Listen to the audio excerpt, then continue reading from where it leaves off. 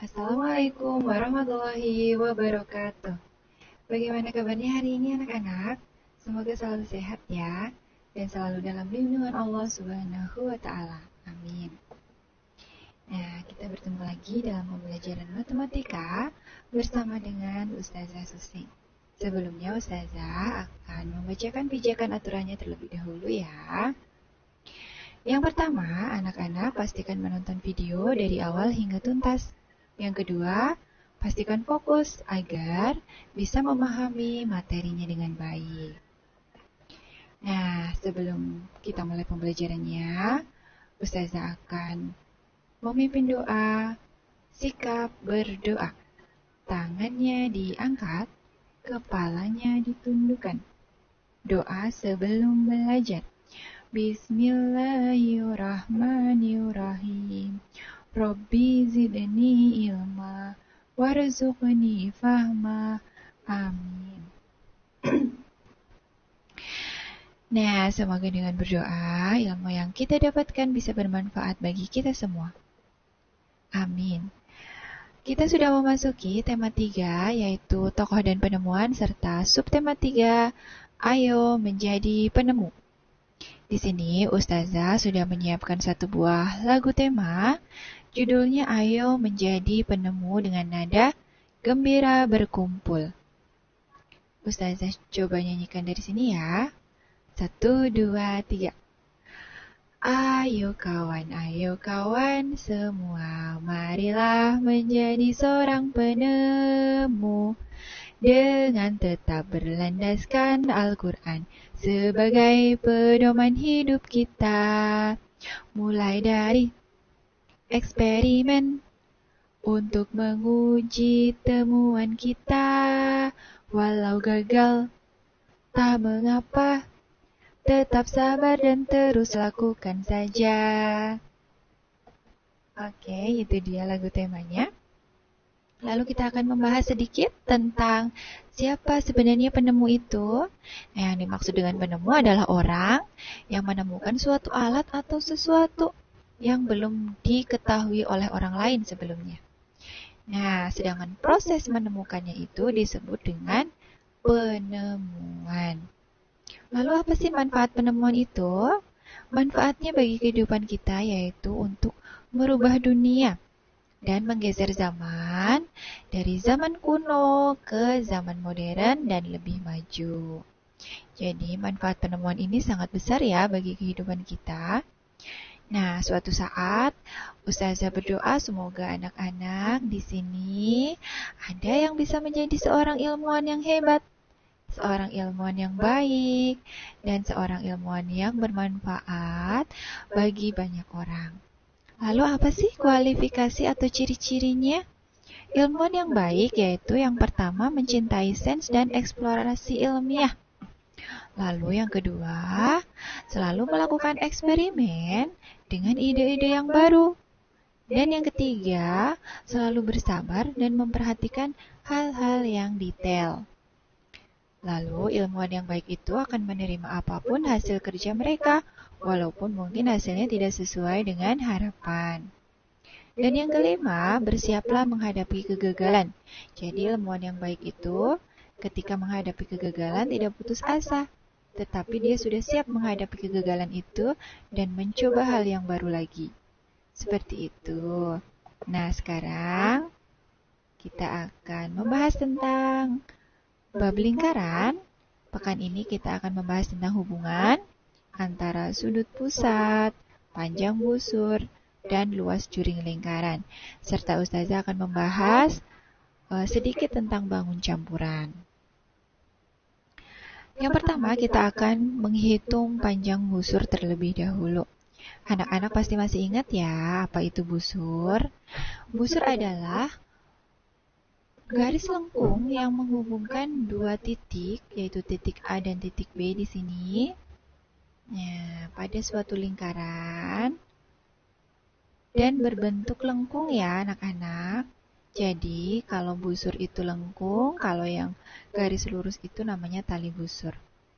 Dalam pembelajaran kali ini kita akan membahas tentang panjang busurnya saja. Ternyata panjang busur bisa dihitung menggunakan rumus ini teman-teman. AB sama dengan sudut AOB dibagi 360 derajat dikalikan K.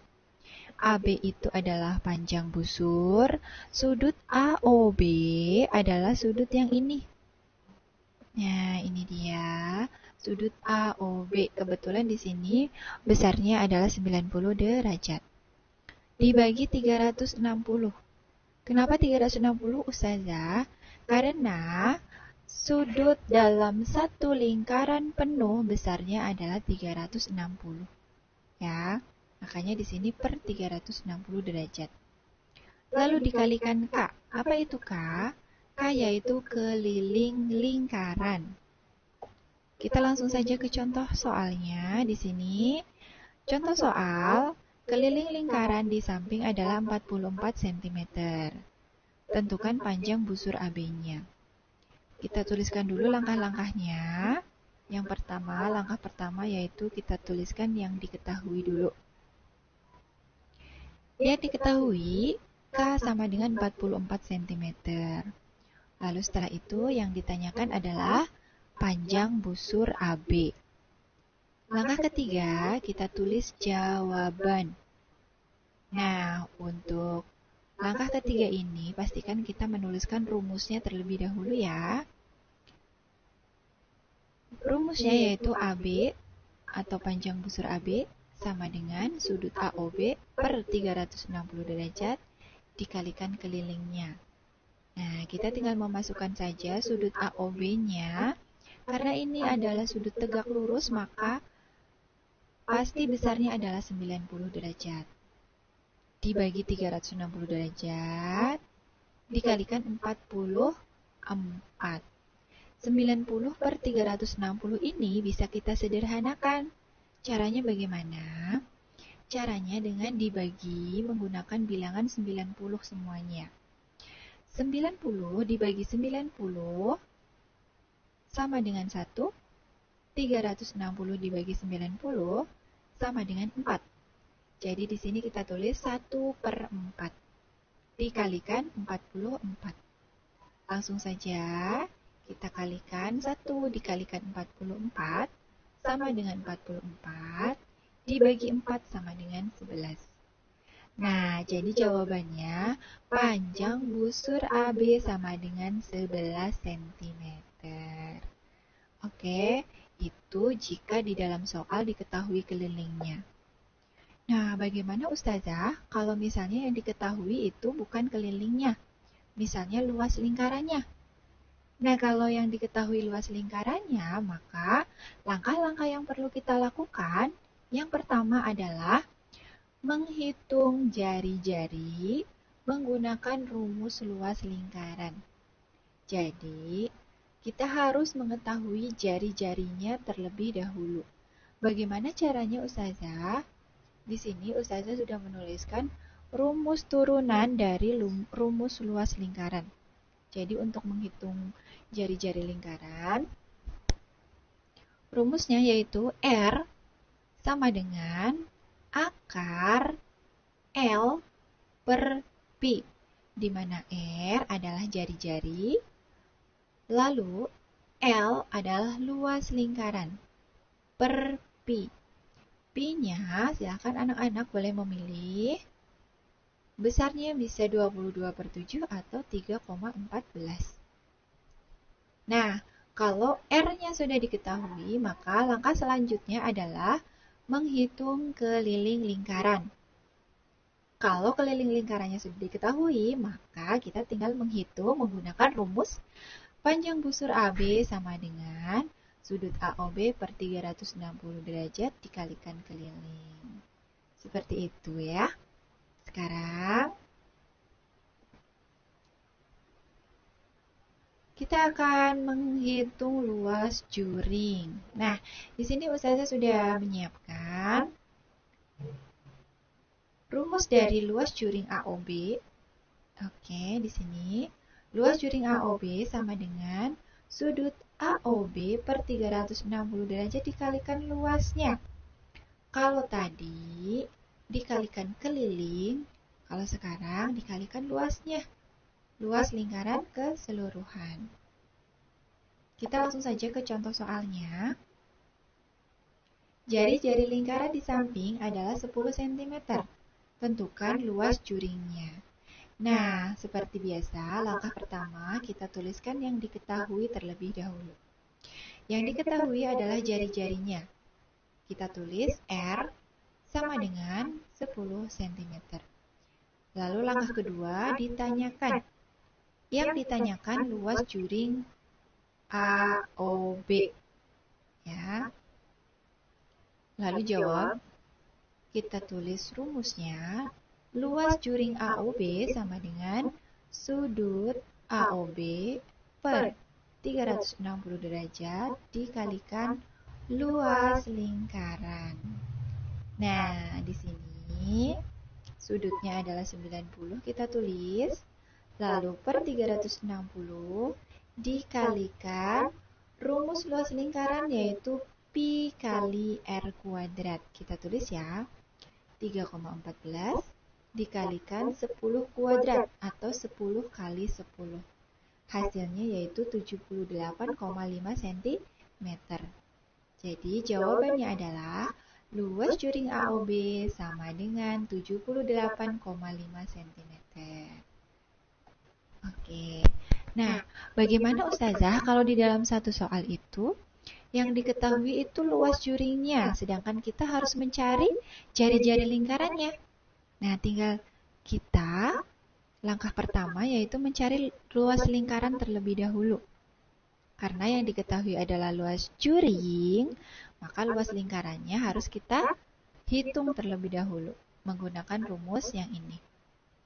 Luas juring AOB sama dengan sudut AOB per 360 derajat dikalikan luas lingkaran.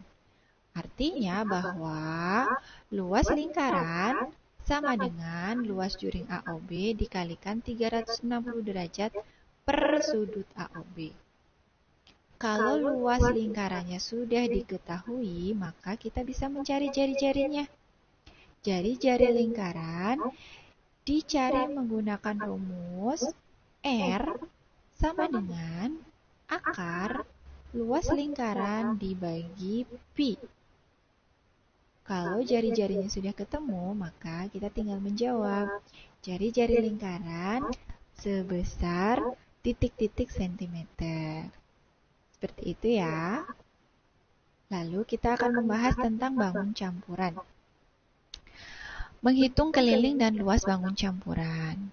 Jadi di sini Ustazah akan memberikan pengertian bangun campuran terlebih dahulu ya. Bangun campuran adalah kumpulan dari beberapa bangun datar yang berhubungan satu sama lain. Contohnya di sini Ustazah sudah memberikan sebuah contoh. Ini adalah gambar di mana bangun campuran ini terdiri atas dua macam bangun datar, yaitu persegi panjang dan bangun setengah lingkaran. Bentuknya seperti pintu ya. Kita akan mencoba untuk menghitung kelilingnya terlebih dahulu.